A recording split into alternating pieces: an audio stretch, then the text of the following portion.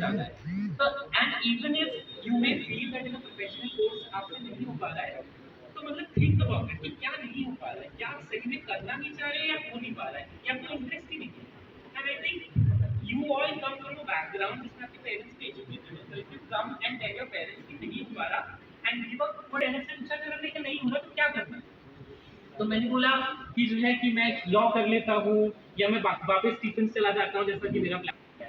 But वो जो एक थ्रेशोल्ड होता है जब आप क्रॉस करते हो कि चलो ठीक है, अगर आपने 3 महीने बता लिए, 4 महीने बता लिए, हो जाते हैं, तो you just have to strive and you know persevere to stick on for a while. And अगर आप प्रोफेशनल कोर्स करेंगे तो आपको लगेगा कि नहीं हो पा रहा है, बट अगर आप थोड़ा थोड़ा पकड़े रहते हैं, थोड़ी कोशिश करते हैं, तो जब उसके बाद भी नहीं हो रहा है तो जस्ट है। I am a big problem of saying कि अगर आपको Can we have a round of applause, please? I think we are actually working about this, that it's kind of a living inspiration for us. Guys, don't miss this opportunity. Any questions?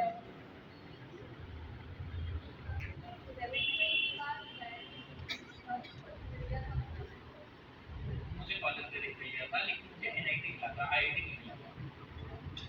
हाँ, main चाहिए था advance मिला था, क्योंकि मैंने coaching नहीं की। देखिए मेरा बहुत मतलब प्रॉब्लम ये कोचिंग मतलब भीड़ थी, लेकिन मेरा मानना ये है कि कोचिंग से ज़्यादा इम्पोर्टेंट है।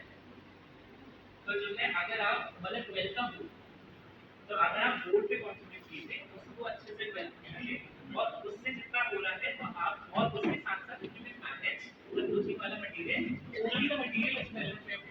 तो उसको थोड़ा मतलब अगर 11th हो गया ना पूरा है तो ठीक है, 12th में कॉन्सेंट्रेट कीजिए, उसके साथ कोचिंग वाला जो 12th का मटेरियल है इसी में कंटिन्यू कीजिए, और अगर graduation also if you want to do professional degree और इट ऑल वर्क्स। लेकिन वो तो perfectly okay, there are so many people taken. नहीं हुआ तो कोई बात नहीं, आप कुछ और कर लेना। You can probably go to DU. Choose the stream which interests you. That is what I say. मतलब अगर आप किसी भी मतलब आप अच्छे कॉलेज में चले जाएंगे, आप ड्रॉप ले लीजिए,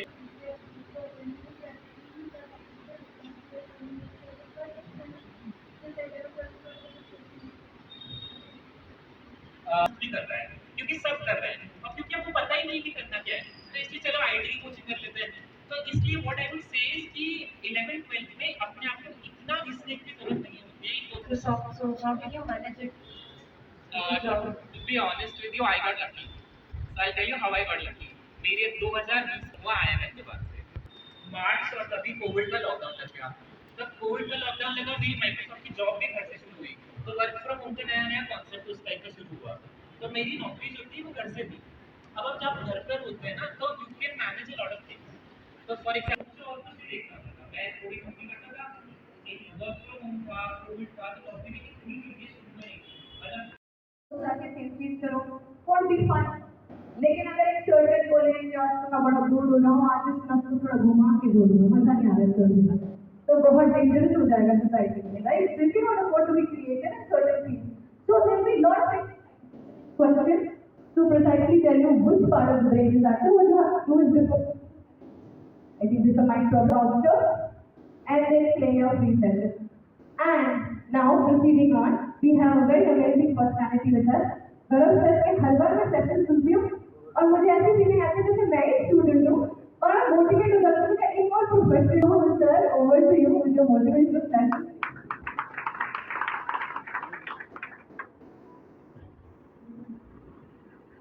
सम्मानित मंच, भगवान जी, नानक कस्तूरी साहब, become real, exploring my realness, my authenticity. Your authentic expression was really inspiring. Thank you so much.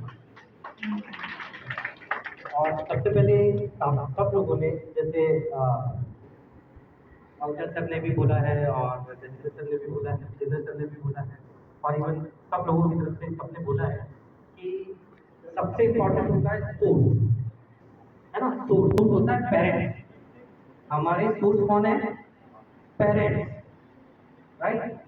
अच्छा, मुझे एक बात बताइए कि जब भी आजकल तो टीवियाँ बहुत अच्छी अच्छी हो गई है ना, शानदार टीवियाँ हो गई है जिसमें मल्टीपल चैनल चलते हैं, मे बी 400 चैनल भी आप घुमाते ही रहो और घुमाते घुमाते आपको याद भी रहता है देखना क्या चल रहा है, राइट? तो ये सारे चैनल भी तभी परफॉर्म करते हैं, तभी दिखते हैं जिससे जुड़े हुए हो। टीवी परफॉर्म कब करती है? किससे जुड़े हुए हो?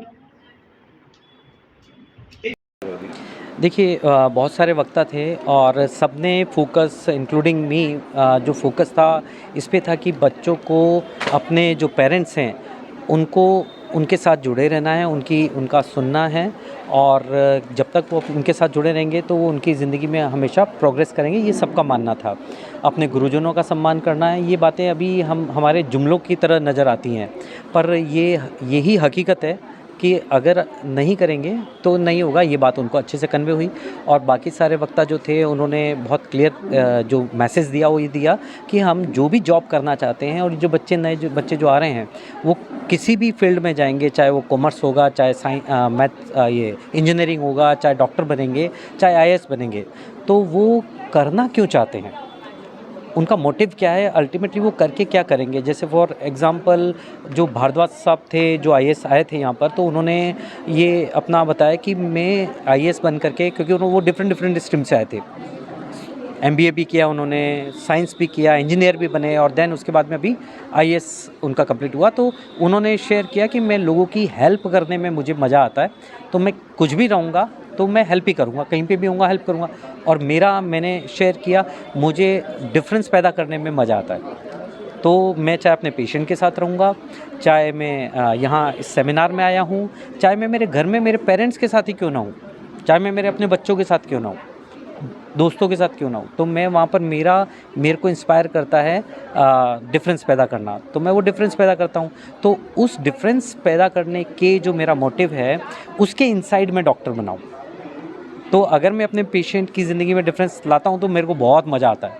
सेम चीज़ जो हमारी मीनाक्षी जी हैं वो कॉमर्स फील्ड से हैं, तो उन्होंने बोला कि मेरे स्टूडेंट्स की लाइफ अगर वो आगे जाते हैं और किसी भी टीचर की अगर वो आगे जाते हैं तो डेफिनेटली सबसे ज़्यादा जो मज़ा और एनर्जी अगर किसी को मिलती है ना, तो वो जिसने कंट्रीब्यूट किया है उसी को आती है।